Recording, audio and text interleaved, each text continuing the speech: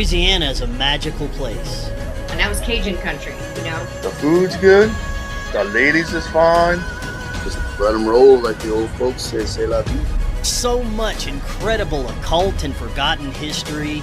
There's a lot to the ancient history there that we could be uncovering. Everybody is starting to really put pieces together. I've been writing books and doing research in the field of Native American mounds and archaeology since the 1980s. The LSU campus mounds were redated, which is absolutely bizarre. This is all very, very strange, and it's just been made more strange because all these old mounds are in Louisiana. The Smithsonian dug into over 2,000 mounds, finding 17 large skeletons. They saw a very tall humanoid being. We just have a rich history of paranormal type stuff. New Orleans is considered to be the most haunted city in the country. The energy that's over the land, and that energy seems to be stuck there. In 2019, I had an experience.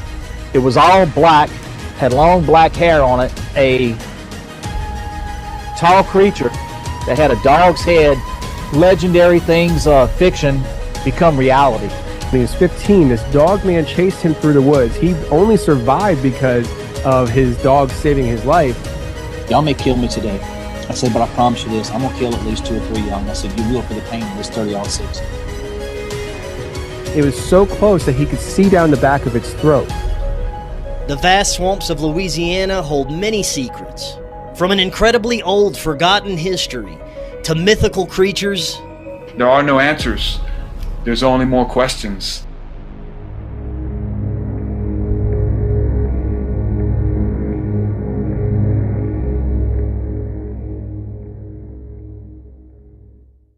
My past will outlast me. Ask me if I agree with my choices now. I'd say no. I'd ask if that's me, 'cause I don't recognize myself anymore.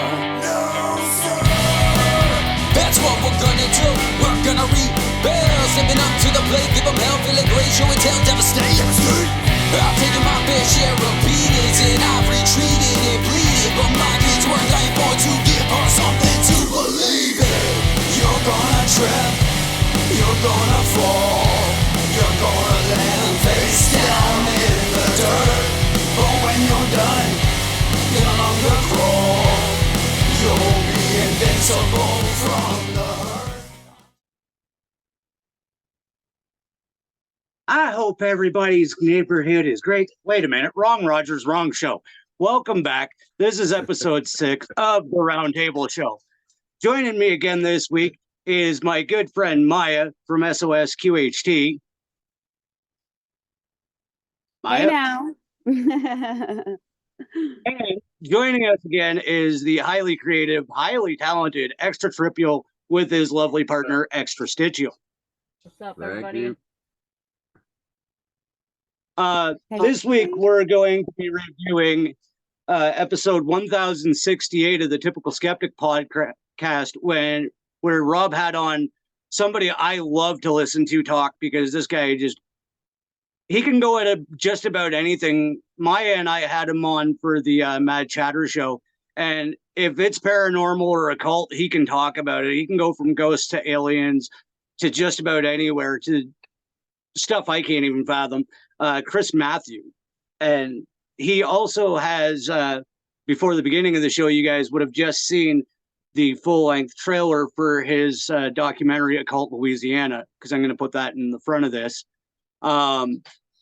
So we'll get to that in a minute, but we got to meet Maya in more depth last week, and I kind of skipped over it the first time I had ExtraTripprial on, and I just wanted to give you some time to talk to everybody about what it is you do, how your creative process, and your music. Well, I make a lot of alien type music, psychedelic music. A lot of my music is actual trip stories for the most part. A lot of it, not all of it. And some of it is very deep, emotional, It's some of it's sad, some of it's not. Some of it's like healing, feeling higher vibrations. But most of the time when I'm making songs like that, I'm not in a good mood. I'm usually down and out myself and trying to cheer myself up. So I go and put it in lyrics.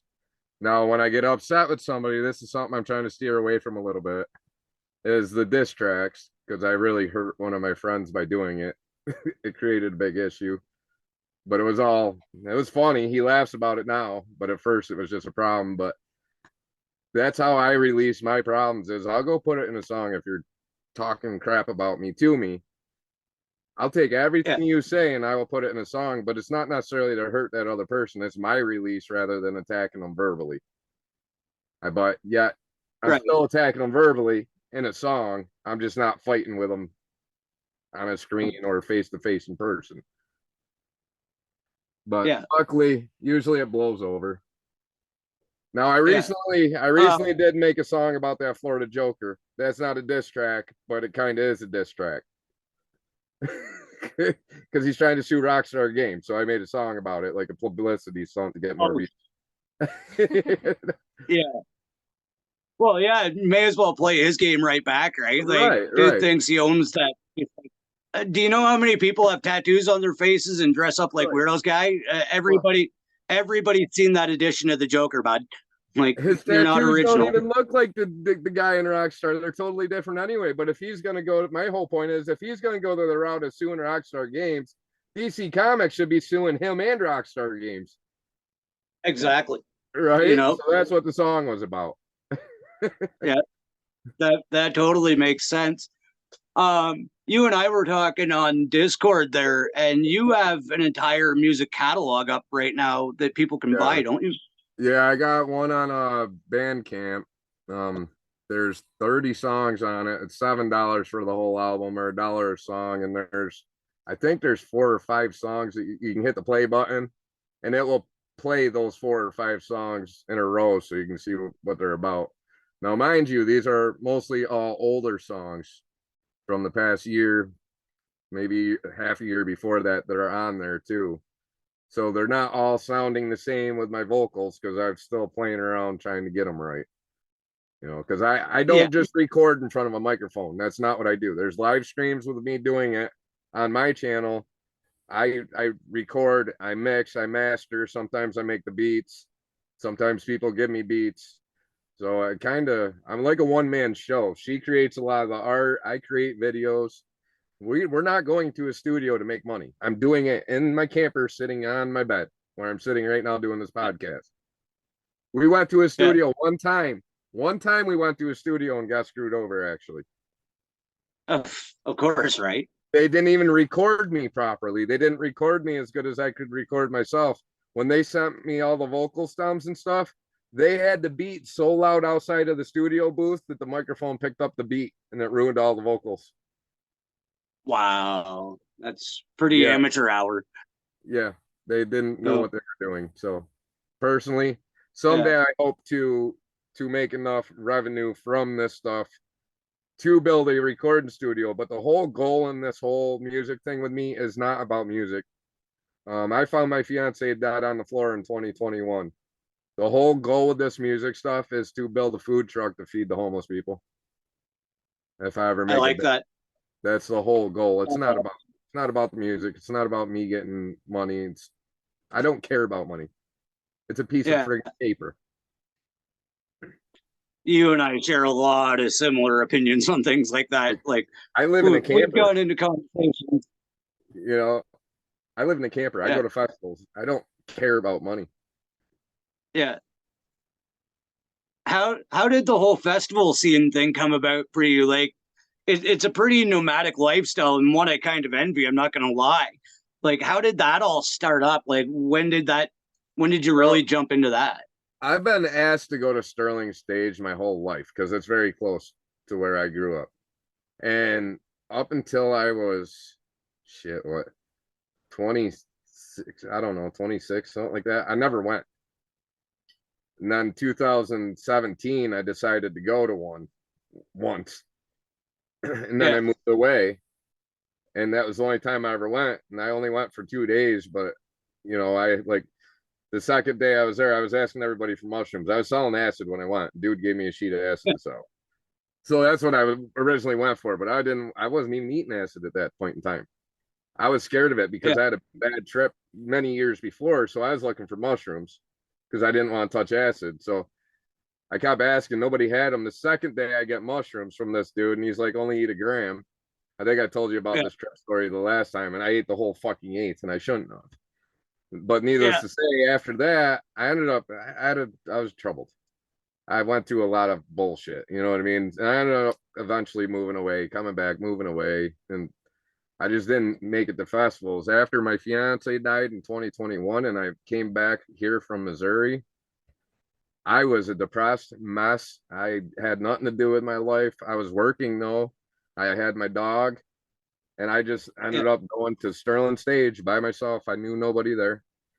I went there, I built my own camp, and I volunteered to do garbage because they had a post up on Facebook saying they needed help. So I offered to do garbage for a ticket. So I got brought in to do garbage, and they all took me in as like family there. They were feeding me, making sure I was all right. Because I was a depressed mess the whole time. I was not having fun. I did not have fun that whole festival. Mind you, I found my fiance died on the floor 3 weeks before I went. Yeah. So I wasn't in the state of mind of having fun. I went there to keep my mind busy from wanting to take myself out. The only thing that kept me alive at that time was my dog. If I didn't have him, I would have been dead on the floor with her. I probably would have committed suicide when I found her dead because it devastated me that bad. But I had my dog to stay alive for her. I knew nobody in Missouri but her. You know what I mean? Yeah. So I flew there to be with her after knowing her for 7 years. Yeah. So it was not a good situation. No. That's how I ended up. And it's hard to pull your. That's how I ended up going. It's hard to pull yourself out of things like that. Yeah, it's not an easy thing. No. Like it's even harder when it's your first day of fucking work, your first overnight of work, and she asks you not to go to work. You go to work and you get out at 7 in the morning, and you come home and you can't get in the house, and you have to kick a back window in to get in, to find her dead on the fucking floor with your dog licking her face. It was not fun. Yeah. No, that's something that a lot of people can't even comprehend. Like, I have close personal friends and even family members that have lost, children and spouses. And, I've lost people my own age all throughout my life, but nobody ever that close. And I don't think it's something somebody can comprehend.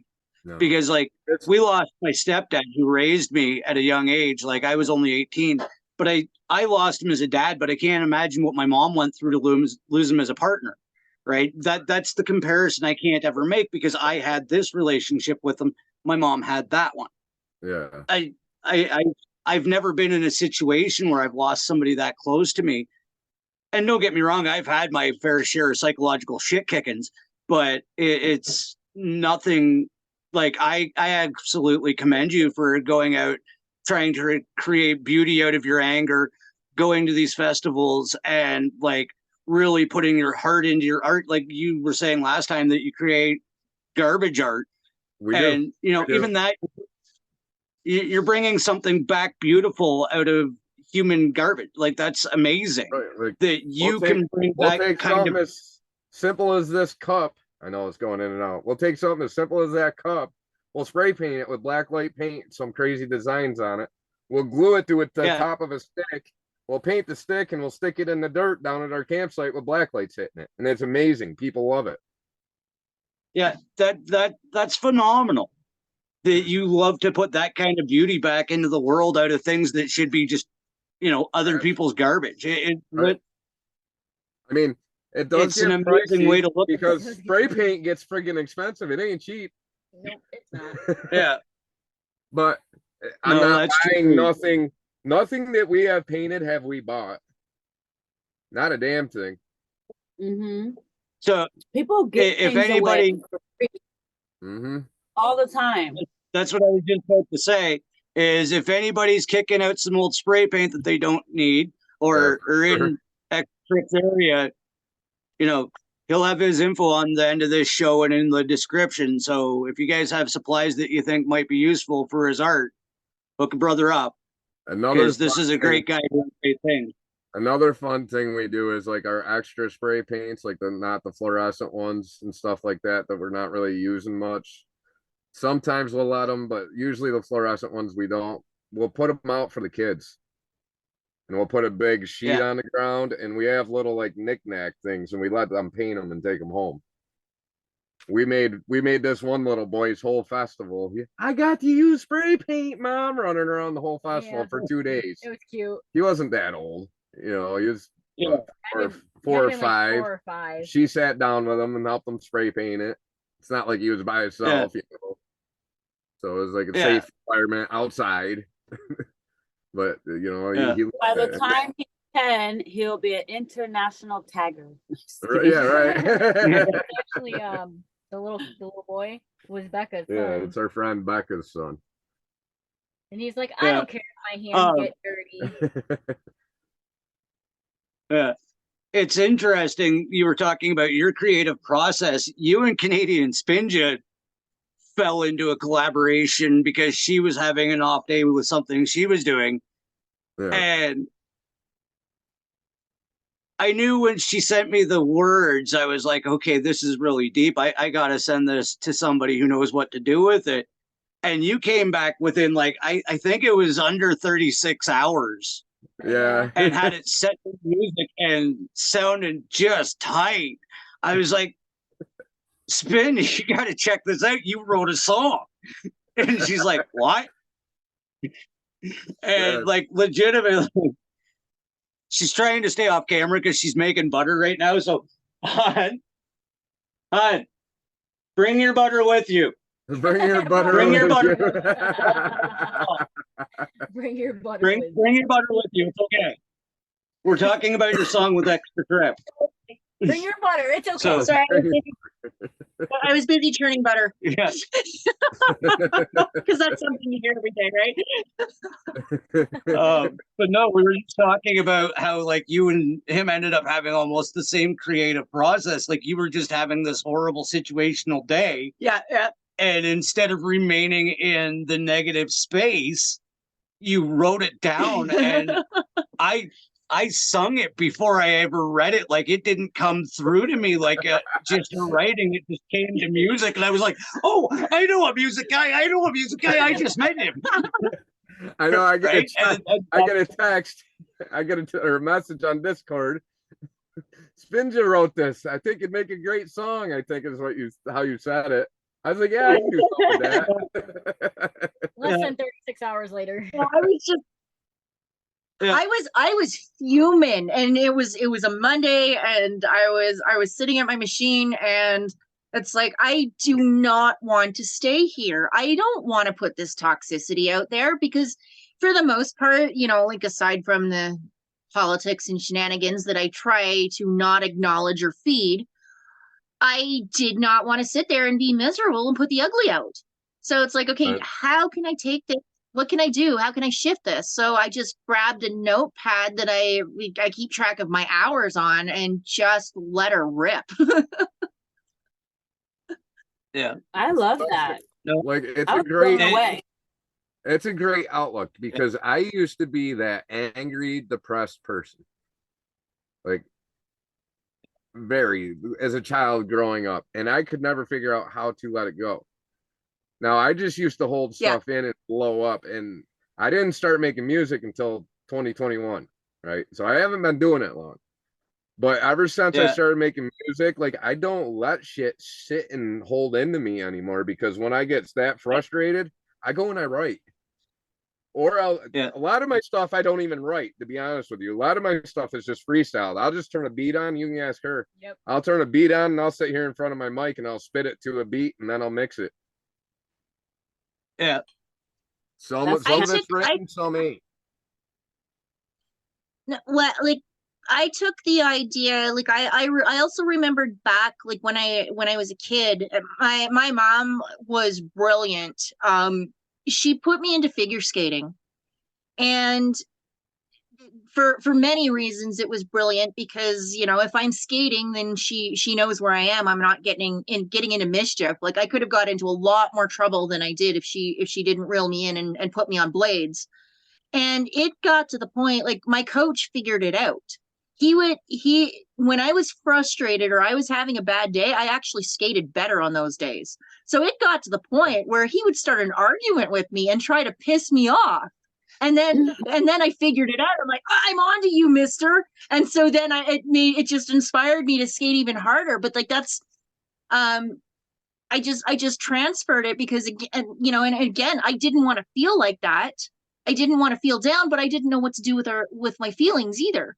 And that's something, like, I'm figuring out. I'm actually reading a book right now in regards to being an empath and what to do with it. And I think, like, we'll definitely be in touch, because I'm finding out things that it's like, oh wow, this is normal, and like, we need to accept it, but this is also how you deal with it. Right. And so this book that I'm reading is giving a lot of tips and stuff that as an empath I was never shown.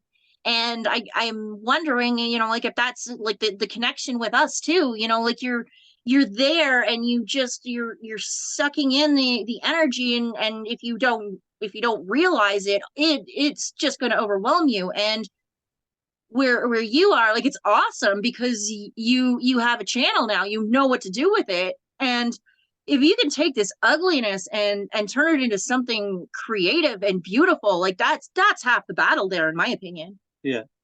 And Like, just to go ahead. I was going to say, just to kind of tie Maya into this, we actually just had an off-camera discussion that we're going to air Spinge's song on the first hour of the Mad Chatter show on 107.7 WVEW next week. Maya, what time around do you think we should do that? The music hour starts at 10 o'clock. So I usually come on for a few minutes, say hello, shoot the shit for about like 3 to 5 to 7 minutes. And then it's all music after that. Yeah. Yeah. And you don't have my we've been putting songs, but yeah. I got other songs too that can go for that. Like, I could send you files, so you have files for them. It doesn't, I got files that I can send.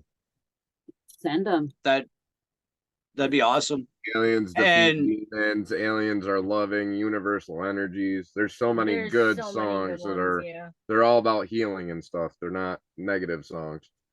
Nice. Yeah. Of course. And but you know what? Just because What's on? Just because we never take advantage to self-promote, you and I have been putting in some work with some pretty amazing guests, and we should actually get ExtraTripprial on there too. But we have some, like, Frankie Fearless is coming up. We just finished with Rob Mathieu this week. Kendrea Ellis from Ellis Intuitive. Like, we've had some amazing interviews coming up. And if people still aren't catching it, they really should be. And that's mainly directed from your YouTube, which is... Oh, SOSQHT. I think it's under SOSQHT 333, but if you just type in the SOSQHT, you should be able to find it. And there's a tab for the Mad Chatter Show podcast, I believe. Yeah. And not, I need to... Spins like this part. Spins like, this is the part where you put the link in the show. I'm like, right. I will put the link in the show. Yeah. I do more than just turn butter. Yeah. Yeah. I do more than just turn butter. You also make bread. Oh, Dawn. Right, Lex. We don't, so these guys here, we don't have them on the list yet to interview? Not yet. But if they're interested, it's a paid 1 hour gig to come talk about anything weird. Yeah. Well, I mean, no, the paid could be quiet, but yeah, we don't want anyone to feel, but it's a radio podcast. So the first hour is radio, the second hour is podcast. So, we can play his music and interview him at the same time. And if he wants to come on live, he could even do that if he doesn't want to pre-record. But anyways, that's my little. Yeah, I do live feeds too. I do lives all the time. Stop kicking me. That have to do with music. We do live music review shows. Sometimes we'll just go on and play poker. Sometimes I'll go on there and actually mix a whole song. I've recorded songs on live feeds. I made beats. I was live at 1:30 last night, prepping a couple beats with my ad libs for the festival shows, and then I made a whole beat on the live feed. So nice. Yeah. If the camera tips over, we got huskies that are just circling like sharks. So I'm just, if it goes weird, don't get surprised. No. Something you were talking about can actually bring us into talking about the episode with Chris Mathieu. You were saying how, like, when you were doing LSD, it didn't really feel the same as when you do shrooms. And I think in his interview with Rob, he summed it up just about right. Is it kind of lacks the spiritual feeling to me. I did a lot of psychedelics when I was a kid. I'm actually looking at going on a shroom journey here soon. But like I can totally get the metallic different. It felt like you were in a different construct whenever I did LSD as compared to mushrooms. Like, yeah, that's when I would go on a journey on mushrooms, it was organic, and LSD just felt like I was a robot and a totally different experience. Yeah, see, now I'm to the point where I don't just eat one hit though. I eat like 5 to 10 usually, and I don't trip all the time like people think. Like, I'm not tripping every day, so it's not like my tolerance is up there. Festival season, yeah, popped up my face. Festival season, I trip like every day of the weekend, but it's not like all week that I'm sitting here tripping out. You know what I mean? So it's not like I have this major tolerance. No, throughout the weekend, you know, one day I'll just eat a whole bunch of acid. Usually it's the first day I get there, and I don't get the where I become parts of things like you do off mushrooms, off acid. Okay. But believe me, my whole campsite starts moving and I see entities everywhere. There is a portal at our campsite. We actually showed Angel Wings a picture of our camp the other day, and she pointed out like 2 dragons in the picture that I didn't see because I'm not into the whole dragon thing like that. So it's not like something I looked for. But she found 2 of them in the picture. There's a guy that we seen standing up. We saw this with our naked eyes. There was a guy standing up in the tree, and then he had 2 big long arms. Now, mind you, I was tripping when we saw it, but we took a picture, and it was caught in the camera too. And it's clear as day, so it's not just like I was tripping and saw this. No, it's in a picture. It was friggin' nuts. Like that was all off acid. I wasn't on nothing else yet. But let me tell you what, when I go on to the mushrooms or whatever, it all changes down there. Yeah. Like the energies alone, you can feel the difference. What does it feel like? That almost sounded like. Go ahead. It's almost like you're getting flushed with a major energy, and it's like healing your body. Like, even if you're puking, you're healing yourself at my campsite. And there's a portal open above us, above where we sit. Yeah. It's not open all the time. It's open when we're there because we open it up. You know what I mean?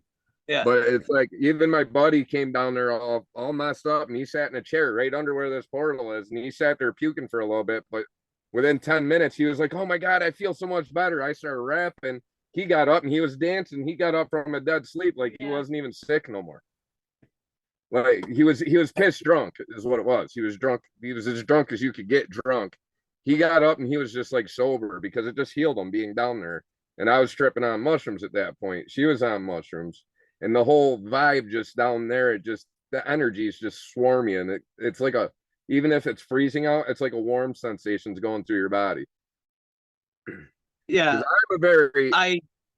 I'm very in tune with shit. I'm what the fuck was the word? Empathic, very empathic. So I can walk up to people and touch their heads and take their headaches away. The problem is I get the fucking headache, so I learned to stop doing it. Yeah. So can I say, so I'm a psychic empath as well. Let me ask you this. When you're doing these events and stuff, do you do any type of protection before you do it?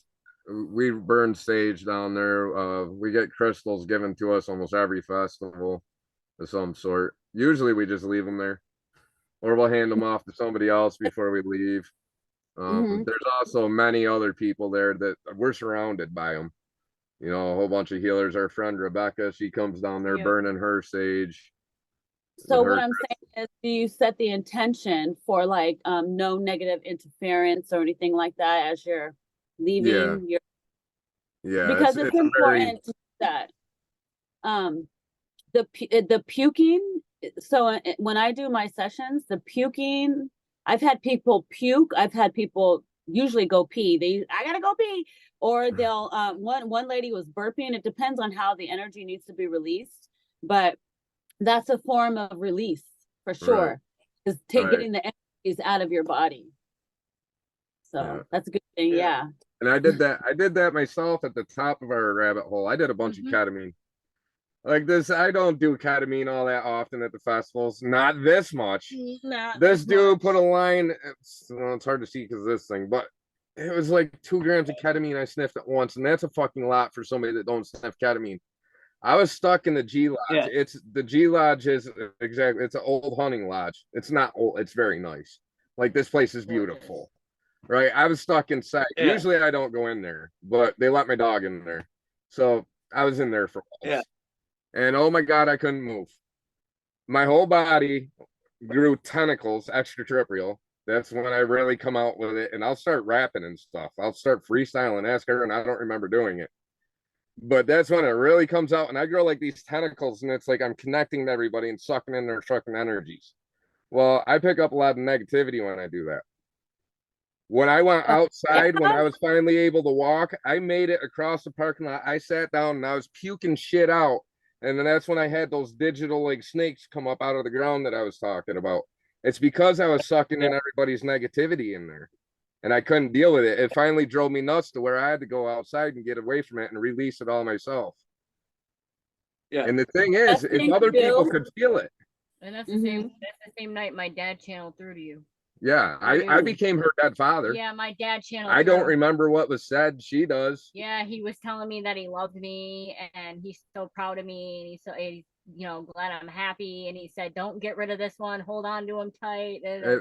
Like I was not there. I was not in my body. I don't remember it. I know it happened, but I don't remember it. It was weird because her dad passed away. Yeah, back in 2020. Yeah, so. Yeah, you. So the best thing to do is when you do that, go to a tree and put your third eye to the tree, and it will release. The tree will take it, absorb that negative energy, and it will feed it into the earth, and it will help transmute it. So that's maybe get a staff. You know what? I was told that's why shepherds had a staff. Like I got staffs everywhere, but get you a wooden staff for grounding and put a crystal at the end of it. I have like this. I got my dagger. I don't know if you can see that. Yeah, now we can. You know, that's awesome. But get you your own whatever you want to make. It could be a Viking axe. I don't care, but get you a tool with wood. So when you do that, you can have the crystals and the wood, and you can do your magic. Because you're a shaman, right? Are you a shaman? I practice it. I used to I can't remember the name of the place. I used to go to classes there were online classes, like free ones. I forget the lady's name that used to do them, but I used to sit there, and my grandma's very religious. I'm not religious. My grandma's religious. She goes to church. She watches church on TV. But yeah, her beliefs are very similar to mine. So I could sit there and I'd have her watch these shows with her, and I'd watch church with her. You know, so like I even got my grandma in tune with her beliefs with mine, and she realized that, wow, he's not crazy. My grandson really ain't crazy like I thought he was, you know? No. Everybody is starting to question everything, even the old hats. Like, Oh, my mom's bestie. Yeah, like Spinge's mom's best friend is finally starting to see like the complacency of the system of just accepting the way things are, right? Oh, here she goes. This woman is like kindest, gentlest, sweetest soul I've ever encountered. And she's very heavily involved in her faith and her religion. And so she was talking the other day, and it just blew my mind that she saw it. She was telling me about how they changed her internet connection to fiber optics, and she was so angry about it because she's like, I never asked for this.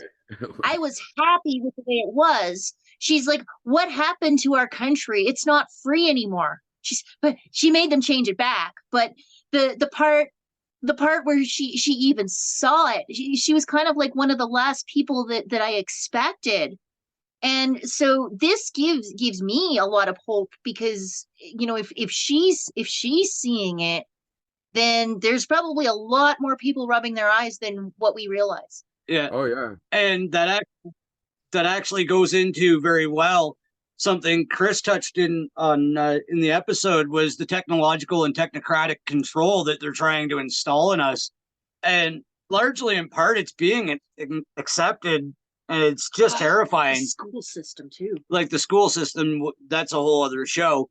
But like the amount of people, the amount of people that are buying these goggles with the name brand that I won't say, and the sunglasses with the name brands I won't say, because I don't need that kind of beef, is just insane. Because these are the same people that are just going to be like, oh, I need to sign here for an augmented reality, and all I have to do is lay down in this Matrix pod. Okay. Like, it's on the street already, man. They've got ads of this dude walking a robo-dog with these friggin' ski goggles on, and he ain't participating in reality. But the only saving grace of these things, I thought of this today, is this the opportunity where we get to rework them into like the They Live goggles, and we can see through the programs, right? We get to use these technological advances to like be able to see through their crap. I don't know, that could be real tinfoil hat stuff, but it's like, oh my God, you guys are accepting the Matrix and you're laying down for it. Like, you are the exact people that Chris was talking about. Yeah. You got to remember, not everyone here is human. We are not here to save them all. Some people are fillers. Some people are cyborgs. Some people are soulless. So you kind of see who the robots are, right? That's all I'll say. That. Well, look, see behind me? Don, you see behind me? Yeah. That's our campsite. Okay. Yeah, I can see shit in that picture already. Right, that's what I'm saying. That's one of the pictures. Yeah. Like it's crazy. There's a lot of stuff there. That's why I told Typical Skeptic that he needs to come up and go to a festival with me. Oh yeah. Because he's very close. Where are you at? I'm upstate New York. I'm in Vermont. We're look at that. Yeah, we're over by Oswego. There's a Sterling Stage right next to us. There's the G Lodge right next to us. Then we got, what's the name of the farm again? I can't think of it. I always forget the name of the farm. It's another festival. It's at a farm. Freedom Range Farm. Freedom Range Farm. It's an actual farm, but way behind the farm, about a good 2 miles back in the woods. You can drive your car back there, but there's a big pavilion and there's a big pond. There's a zip line that goes across the pond. There's little island things that float in the pond.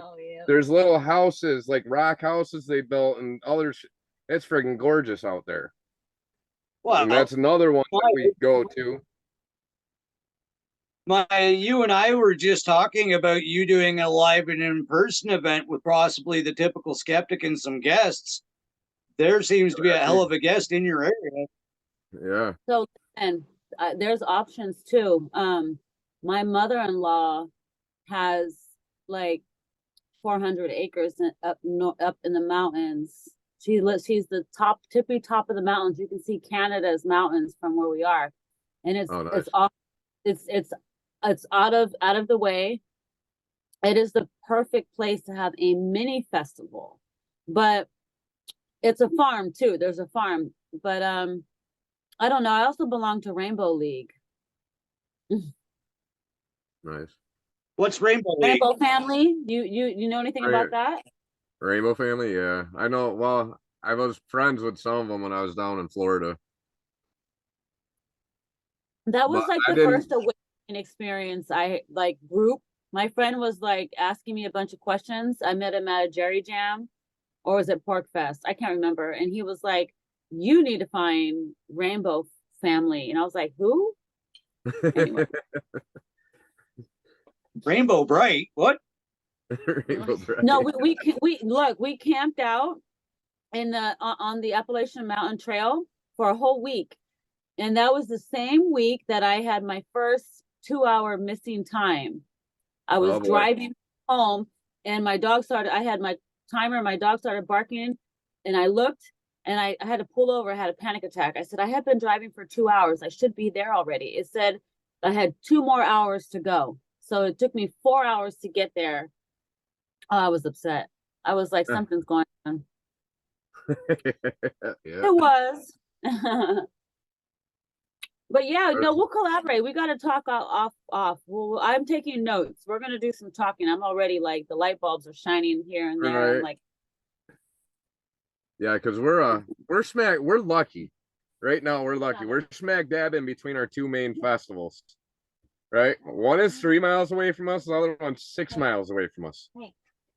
So we're like smack dab in the middle. It's perfect. And like my buddy, I can't afford one, but my buddy, the medics at the one festival, well, they're medics at both festivals now because of us. But the medics at the one that's 6 miles away from us got the gate key, they call it, for Sterling Stage. So we can go there every weekend because he has a key to open up the gate. Not that there will be a festival every weekend, but basically we're going to be there every weekend all summer long. Or at the other one, the other one's like an hour away, so that one's a little bit harder for me to get to. Yeah. So it's not like my main concern, but the G Lodge is our home, which is where this campsite is in this picture. Yeah. That's our home. Yeah. They give me power there. They feed me. They let us use the shower. They let us use the washer and dryer. But I'm not just creating that campsite, mind you. I'm helping build the stage up if stuff needs to be done. I'm helping with audio. I'm raking dirt. I don't clean bathrooms, luckily. I haven't had to do that. I take care of garbage. Wait, you're connected to people who throw festivals? Yeah. Oh yeah. We got to talk. I have found my own little mini events. We need to throw a paranormal event where we can have psychic readers, where we can have like booths awesome. Where people walk in, and you remember the old booths with the wishing guy with the little hat, and you do I'm like, man, I can get some psychics to be via web, right? And you walk into the booth and like Sterling Stage, you can get a vendor's booth. I believe it's $250 for the weekend. But yeah, all in all, that's coming with 2 tickets. You know, a ticket for yourself and a guest pass, basically. If you have a dog, the ticket for the dog. Plus, they pay. You got to pay if you drive a car in there and park, so that pays for your parking. Plus, you're able to sell shit for $250 when it's $80 to $90 for a weekend per ticket, anyways. And what about children? Is it family friendly? Oh yeah, it's very family friendly. And if you volunteer. We actually got my little cousin and her friend up on stage with us, and they performed with us. Yep. Nice. Yeah, that's how I met my husband, was at a festival, the Manifestivus, my twin flame. Yeah. My higher self said, go get the stage. And I was like, okay. And then 5 minutes later, I met him and I asked, why did you have me do that? They said, we had to protect you from his entities. You guys could also get black lake face paint too. Yeah. Oh, right. we, If you hold guys on. got an event together, Hold on. yeah, Let me find blackout that face paint. picture. Oh Right? yeah. For that. Yeah. That's Hold on. that's fun. Picture. I want to show you Yeah. a picture of them painted How where they painted how us up. far are you how far are you from Albany or Troy? Albany is, I think Albany is like 3 hours. I want to say 3. I believe it's 3 hours. Hold on. Are you more south or from it or We're north. We're up by like Oswego. We're closer to Syracuse. Syracuse? Oh, is that? I gotta look at my map. We're 2 hours and 38 minutes away from Albany. From Albany. Yeah. I'm in Brattleboro, Vermont. Wonder how far you are. I love to go to New York. Are you kidding me? I'm out. Shoot, any opportunity, I'll be like, I'm gone. Oh, you would fit in very well at the festivals too. Yeah, I love festivals. I never did stuff like that in California. It wasn't until I came to Vermont. Camping out for the weekend. Oh, you're only like 4 hours away. 4 hours, 21 minutes away. That's not bad. Yeah. I do that. Something that you and I have in common, Maya. Well, mine's a stepchild, but I'm raising him like my own. Oh, there's go a ahead. stage. Sorry. There's a stage we built. That's cool. That was at a different festival. We won't be going back to that one though. Yeah, nope. Nope. Oh. It became quite the meth fest, and that's not what we are about. That's not what we're about. No. I battled hard to get off that shit. I mean, I've been offered crystal before when I was 12, but it wasn't the kind of crystals I wanted. Right. I was like, no, I'm good. I don't know what kind of crystals you guys got, but I don't want none of that crystal. That's what they used to call it. We were talking about high school, they offering you stuff in high school or junior high, something like that. Yeah. Maya, something Rob's mentioned a few times, and they brought it up when Chris was on his show last, was this next generation of kids. And we're both at kind of different stages, but can kind of tell the story. And we're actually going to have my stepson on your show, well, our show or whatever you want to call it. These highly intuitive kids, like I listen to your little one talk, and it's like, what? And my buddy has a granddaughter, and I'm telling you, this kid isn't a year, but you would think she was 3 or 4, right? This child is already walking and starting to talk. And like, I have a 15-year-old that's going to stay off camera right now, and his intuition and spirituality and understanding of the metaphysical blows away some of the adults I know. But I also feel for him, and I kind of misspoke on Karen Holton's show and said he wasn't into it. And that was just a brain gap, call it my ADD, whatever you will. It's not that he's not into it. It's like, I kind of feel for him because he's got to live this double life, right? Where like he's into all the same metaphysical astral travel stuff, trying to figure out who he was, who he is, and where we're going, just like the rest of us in this community. But then he's got to go to regular high school and public school, and like you just get a bunch of slow blinking people going, what are you talking about? So he can't even bother being himself. I'm metaphysical Batman. Yeah, he just jokingly said off camera, he's like, I'm metaphysical Batman. Love it. Yeah. See, like, we will have him on our show at a later point, but it's just something I wanted to touch on is these kids have to deal with so much shit, especially when they understand what's going on. Listen, I would have rather grown up going to a festival every weekend and being taught things by different hippies and different people that ain't even hippies, rather than being taught by somebody being ran by the government in a classroom. I think I would have learned more. I think I would have done better with my life. Honestly. Oh, I don't doubt it. Like, that's an entirely huge rabbit hole you can jump down, is how like public schools especially are run by the military industrial complex. Like I remember talking to certain people, I'm like, oh, you didn't get pulled out where there's only like 50 of you in the gymnasium and they called it for a standardized test and it was given to you by guys in suits? just me. Oh, okay.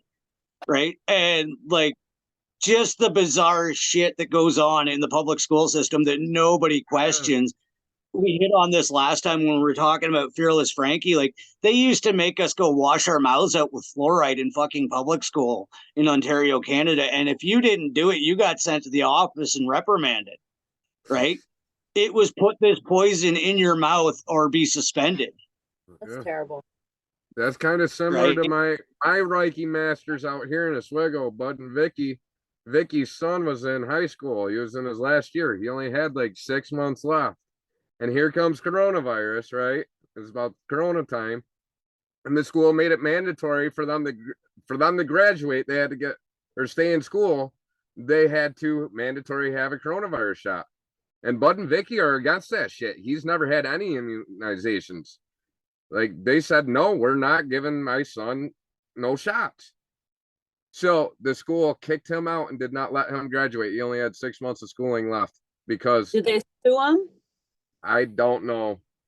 Oh, it makes me angry. I don't know, but in college, he was getting ready to graduate college, 21.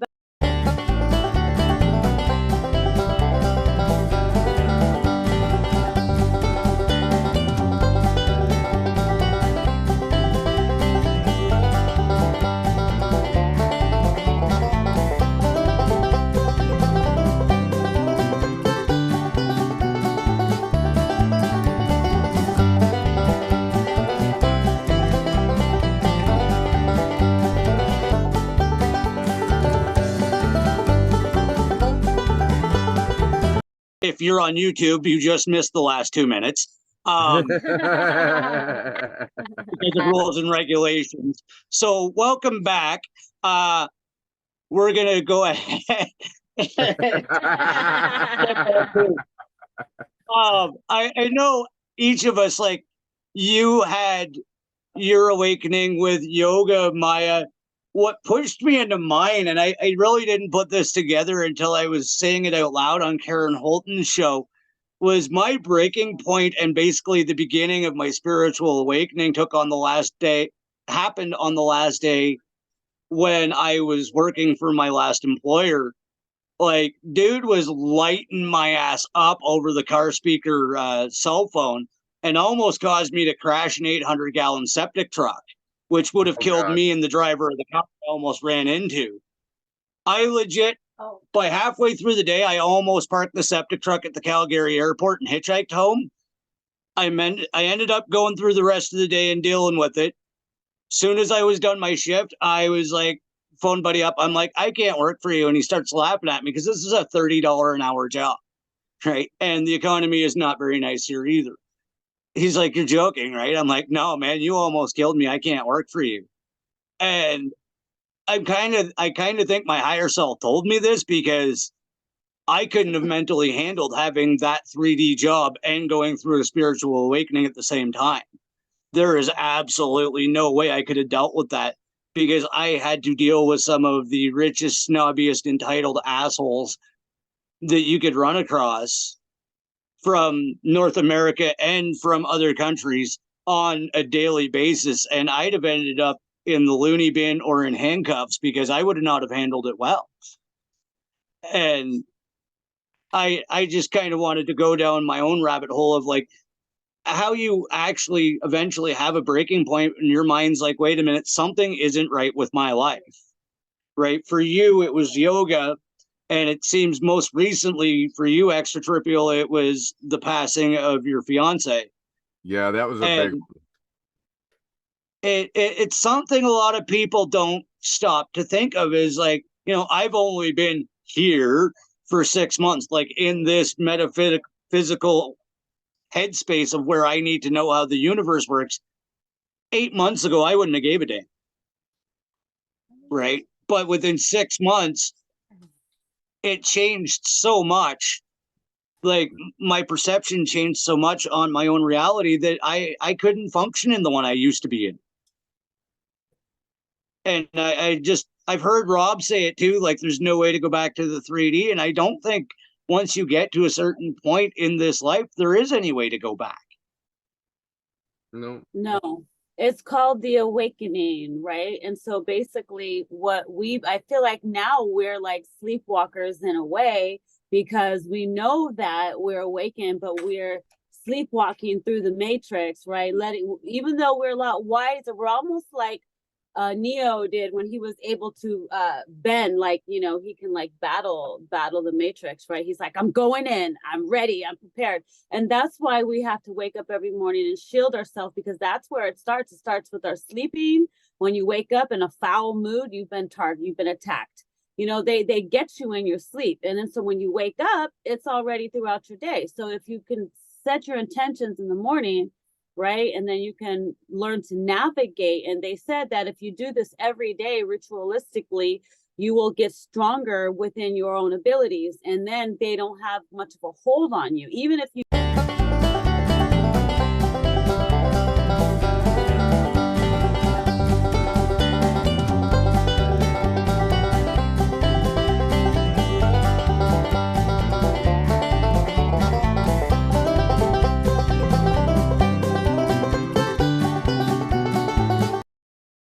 out how to navigate through this. Every so often I like try not to lose my mind, but it's like another day. I wake up like another day. Oh my God.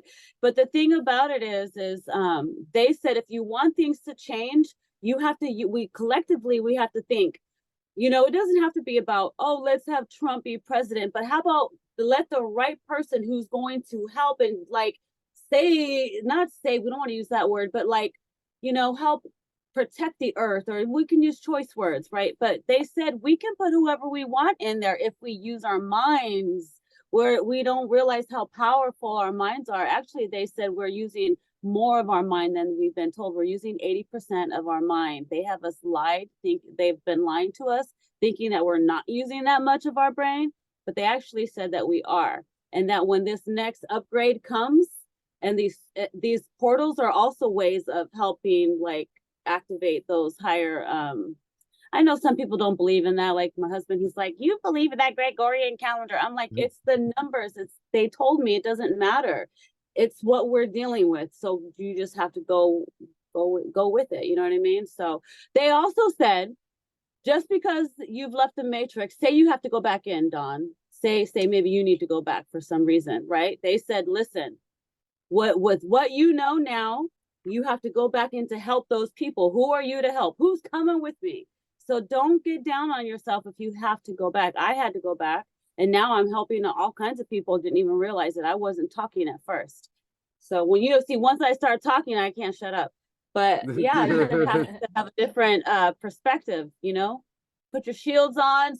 They say double up on your shielding. Shields up, swords up. Let's go. I'm ready. There, I'll stop. Well, I like that you mentioned the 3 dimensions, because that was something else that Chris brought up, is our limited perspective, not just our limited use of our brain, whichever which way it does swing. Personally, I came up with my own theory of like, we're only using 5%. That's cool, because then I realized that the other 5% is where everything else in existence lies, like our imagination, like our dreamscape, like every idea that we come up with. Right. So it basically disproves this reality, because in any other mathematical situation, which one would you think is more suitable to what the reality is? If I'm away 5% of the time, or I'm away 95% of the time, which one's my real personality? The 95%, right?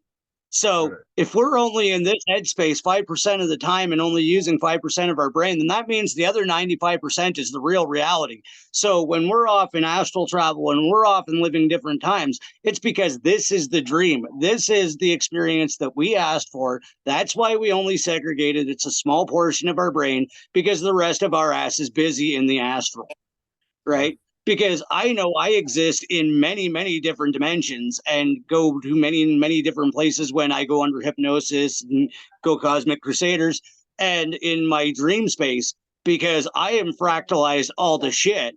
And I know, like, in at least 10 of them, I serve in different forms of the military. Yeah. Like, so it makes sense to me that, okay, maybe I only am here in 5% of my actual conscious being because I got shit to do in other places. Like when we're sleeping and we're dreaming, regardless of what dreams we're having, some are recurring, some ain't. Are we really dreaming at that point, or are we dreaming right now? Okay, so what they said to me was, because I asked these questions, they said that we are multidimensional beings. We are experiencing a multitude of different experiences, and they're all happening simultaneously. That's why we can go into the back. That's why we can go into the past, the future, the parallel. We can go anywhere we want because it is existing somewhere. And they said, let me see, what was else to that? What else did you say? What was the other part to that? Dreaming. And when you dream, those are different realities that you're actually tapping into. Strange, right? Mm-hmm. Anything and everything is possible, basically. Well, yeah, absolutely. And that brings us right to where I needed to be. Do you think that you can tap into that? Because I know Chris is a huge proponent for this belief that you can adjust your level of perception while under psychedelics, because it breaks the constraints of what's been placed on our human form, right? These are natural God-given, we'll just say God, source-given plants that allow us to see outside of our regular perception. Is that something that you've experienced on your journeys when you are under your psychedelic trip, is like the advanced, the raised perception levels? Oh, big time. And every substance that you use brings it to a different level and aspect of it too, like way different aspects. And I've never had a trip on anything that's been the same as a trip before. Sometimes it pisses me off too, because I'm like, why ain't I seeing what I saw last time? You know what I mean? Like those snakes I saw out of the ground, I bet you I'll never see them again.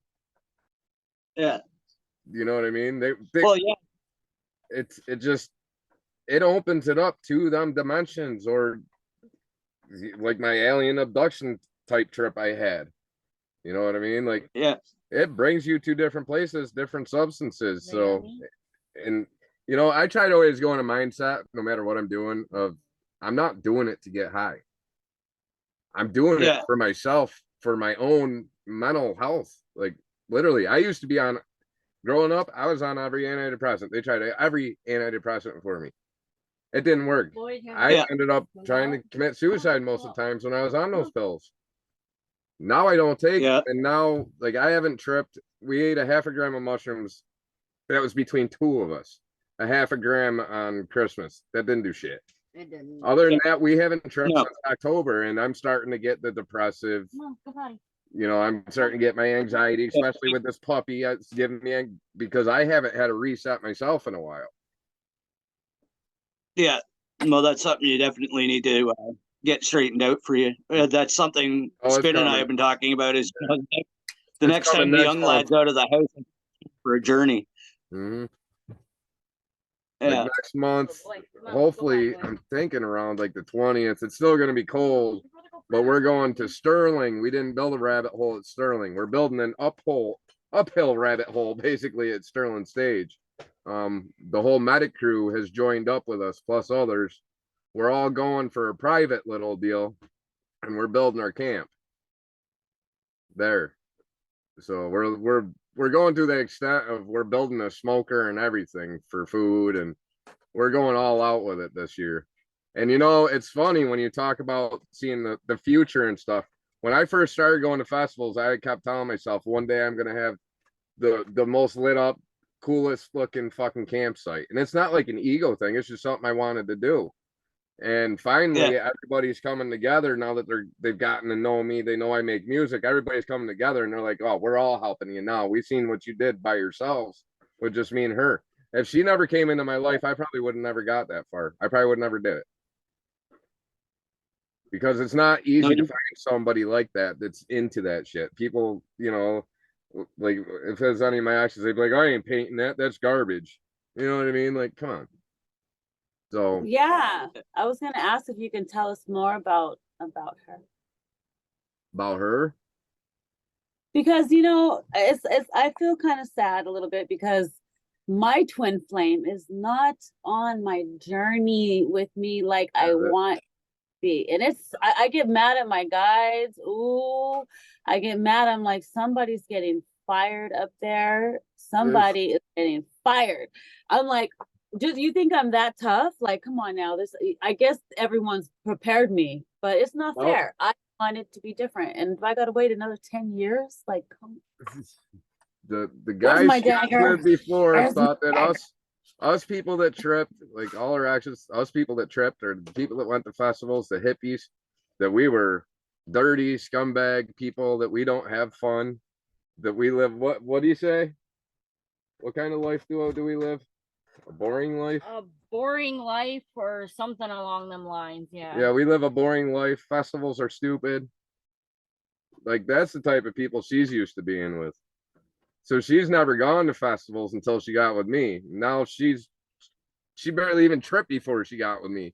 But she is so in tune with it, and she loves it. Like, she's adapted to it real quick. And people at the festivals, even my cousin, have come up to me and said, "Don't you fuck this up. This is the only girl that we like that you have ever been with.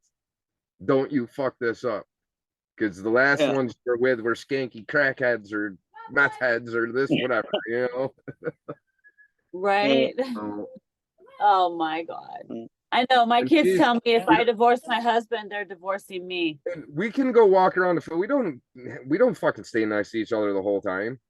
We're not the jealous fucking type either. So it's like, I don't have to worry about that. I can go talk to whoever I want as long as I'm not doing stupid shit. You know, I can go talk to whoever I want. It doesn't matter if it's a camp full of girls. She's not going to get mad at me. And that's something that's not easy for me to take in because I'm not used to that. It is right now. I got a psycho ex. I got accused of rape and I didn't do it. I changed my music name and everything because of it. I got investigated for a year by the fucking detectives. They finally came and talked to me and they told me, they knocked on the door. They said, "First, I'm going to tell you who this is about." They said her name. And their second words out of their mouth were, "I want you to know I'm aware of her mental state of mind. I've been talking to her for a year." So they questioned me a little bit and they were like, "Well, we know you didn't do it. If we need more information, we'll contact you." And she just got out of jail. Now she's gone to the extent she made a fake ExtraTripprial YouTube channel and they're making a whole bunch of posts trying to act like me, and YouTube won't take it down. It's kind of irritating, but I don't even look at it no more. I don't pay attention to it because I'm not going to let that negativity come into my life. So I act like it don't exist. That's the type of girls that I'm used to being with. So being with her is totally different. Yeah. No. Well, I feel you on that. I have somebody I don't have to worry about, the same thing. I don't have to worry about anybody cheating. So it's refresh. I can sleep at night. Yeah. But he doesn't believe in what he thinks, I don't know. It's crazy. Paranormal world is crazy. You know what I mean? Yeah. I just lucked out and happened to have one that was awake when I woke up. So I just got lucky because I'd have been batshit crazy by now. If I woke up by myself, I'd be like, "Where's my fucking mommy?" Because this is nuts up in it. And speaking of my mom, and you guys were talking about your relationship, the day I told my mom I was going to marry this girl, she was on speakerphone. No shit. Goes, "Well, he's your problem now." Yeah, you forgot the part where she laughed first. Well, yeah, she laughed first and then proceeded to say that I was her problem now. So she wasn't wrong. Did she ain't wrong. Really quick? Oh no, she stuck around to laugh a bit more. I think that's about a good spot to cut it off for this week. But we're going to follow up with, of course, a quick ad from Typical Skeptic. And I'm going to put my musical guests this week at the end because some people get a little snippy if you interrupt the podcast and put it right in the middle. So we won't get into where I should put what. So I'll put them at the end. And this week's feature is actually going to be the same as last time. Our boy Fearless Frankie has been nice enough to let me use the track from Heist Click, The Conspiracy, and that'll be followed up by a yet to be determined ExtraTripprial track. So please stay tuned. Speaking of Frankie, I talked to him like last week. I gotta talk to him more. I was talking to him about collabing on something. That's gonna be dope. Maybe me and him should collab on something that for you to use for like an intro. If that's something you want to talk to him about too. Yeah. Yeah. No, I am all into that. Yeah. All right. So you want to give your links first, ExtraTripprial? Well, you can find me anywhere by typing ExtraTripprial, basically on YouTube, Facebook, Twitch, Twitter, TikTok. It's ExtraTripprial. I'm also on Discord. We're trying to get people to join the Discord server. That one's a little harder because I got to copy the link and I got to do it every, I think, 12 hours, put the new link up there for people. So unfortunately, but my YouTube, I do lives on YouTube. If you find me on YouTube, all my links are usually there too. So. And it's cool to catch you freestyling sometimes. I popped in while I was well on my way to Bongtown, and it's pretty cool to just sit back and listen sometimes. There's one, I did a live feed last night, so about, it was like 4 o'clock in the morning, so it was a 3-hour live feed. So if you go into that live feed about 2 hours and 50 minutes-ish, you'll have to scroll a little bit. You'll see where I got done making the beat and where I played it on the computer. And you'll see where I rewind it, and you'll see I pulled up lyrics. I actually spit the lyrics while I was playing the beat that I had just made on the live feed last night, and it sounded awesome. It's not recorded. I'm going to record those lyrics to it, but it sounded awesome, even though I messed up some words. I was so tired I couldn't even read. But that's pretty sweet, though. I'm going to check dope. If you want to check that out, it's a dope one. I can't clip it because for some reason my clip shut off. I tried clipping it earlier, but. Oh shit! Yeah, boob tube to the rescue, right? Yeah. Maya, you have your website? Yeah, my website sosqht.com has everything you need to know. And you and I are both on 107.7 WVEW. Brattleboro on Fridays from 10 till midnight. Yeah, so they can catch us. They can catch us at wvew.org, and we live stream 10 p.m. till midnight. And the first hour is music, the second hour is podcast, so they can always skip ahead and go to the 11 o'clock if they want to go straight to the podcast, where they catch DJ Pooh and DJ Maya bringing amazing new guests every week. Yeah, and if you want to be a guest, SOSQHT, there's a form there to be a guest on the Matt Chatter show. Yeah, right. Make sure you and there's so much more coming, and hopefully extra will be a guest. Yeah, for sure, definitely. Yeah, what was that, Don? I will put all the links in the description of this one, and if you found this, you know where to find me. So, without further ado, thank you to both of my panelists. Holy shit, we made it through an episode without any technical difficulty. Stay tuned and some kick-ass music. Thank you, guys. Bye.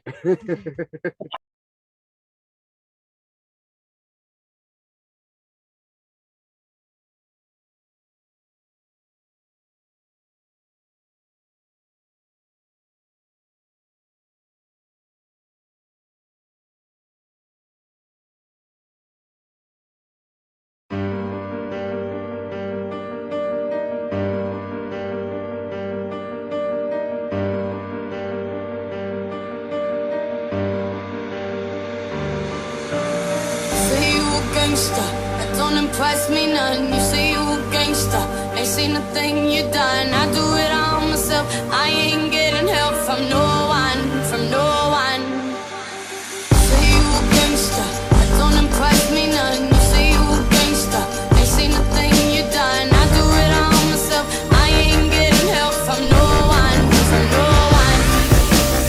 Sometimes I feel feel like I'm running down the sands of time. Another drink of ayahuasca just to free my mind. I hope to find another day what I've lost before. I'm trying to find my second link so I can link some more. Don't try to tell me how it is or what can't be done, because I'll do it with the thunder of Poseidon.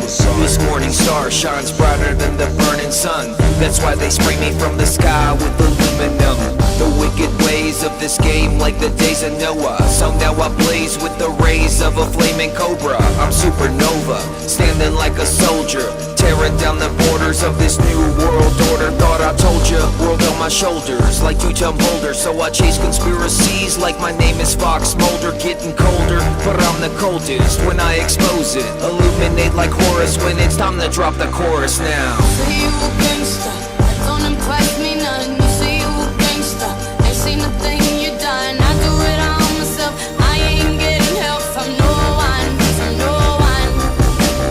Say you a gangster, that don't impress me none. You say you a gangster, ain't seen a thing you done. I do it all myself, I ain't getting help from no one, from no one.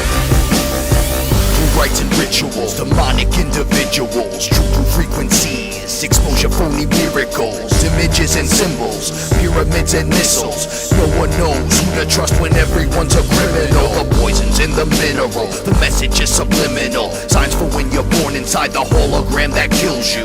Layers built on issues, vibrations in the crystals. Sends the warning through the light, you better hope it hits you. The power's individual, the system's going critical. Infinite lies, meant to keep your mind in limbo. The cure is really simple, to escape this mental riddle. Stop chasing the shadows, they're just reflections in the window. Time is just an echo, participate or let go. The consciousness shifts when gods becoming techno. Hyperspace or metal, artificial retro. Torn between the life we live or the life we let go. Say you a gangster, that don't impress me none. You say you a gangster, ain't seen a thing you done. I do it all myself, I ain't getting help from no one, from no one. Say you a gangster, that don't impress me none. You say you a gangster, ain't seen a thing you done. I do it all myself, I ain't getting help from no one, from no one. Say you a gangster, that don't impress me none. You say you a gangster, ain't seen a thing you done.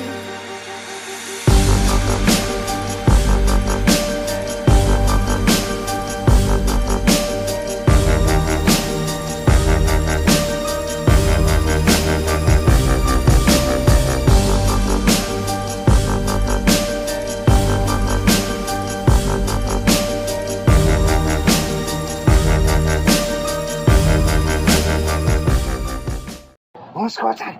Let's go outside. Let's go outside. Let's go outside. Let's go outside. Oh, hell no. I ain't going outside. That's husky weather. No, no, no, no. Ah. Don't forget to stop by the Typical Skeptic podcast store for this sweater and much, much more. Description in the link below.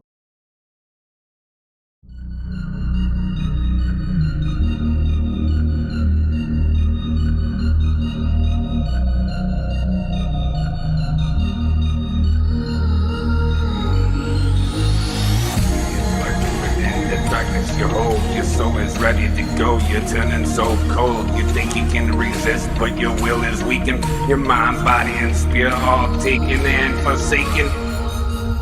Reapers creeping shadows, inflicting mortal wounds, eating your heart and soul. Just scream bloody sounds. Reapers creeping shadows, inflicting mortal wounds, eating your heart and soul. As you scream bloody sounds. Demanded demons torment, no escaping from hell. They are devouring your sanity as you fucking fail. Demanded demons torment, no escaping from hell. They are devouring your sanity as you fucking fail. Evil whispers are in your ear, painting pictures of despair. No light can penetrate, darkness lurks in the air. Demonic, manic, panic attack, your heart pounds. Satan's spawn is here, inflicting mortal wounds. Demons been watching as you crumble and fall. You thought you were safe, but you're going to hell. Nightmares are haunting you, it's a constant. Cause you can't run, you can't hide. You're gonna be in a motherfucking hearse.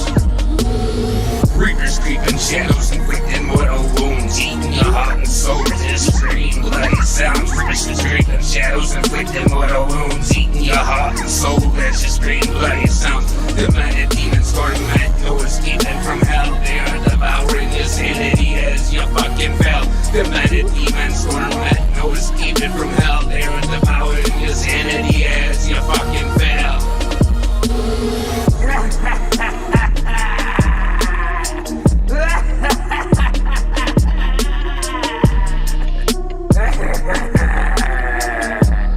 You're gonna die.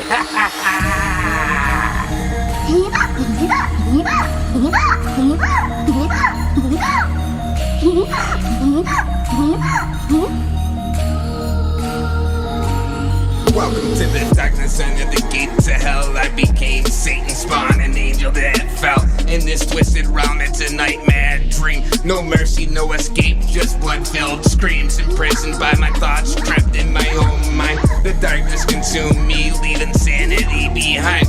Visions of demons haunting every thought. The whispers grow louder as Satan taunts you. Fucked.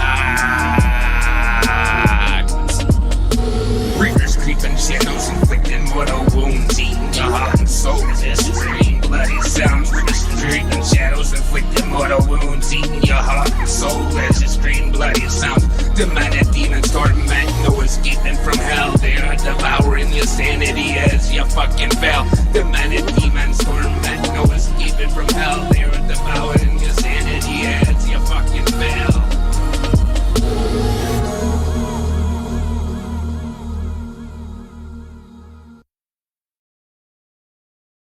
When the lights are low and the curtains are drawn, you know there's only one thing she wants you to put on.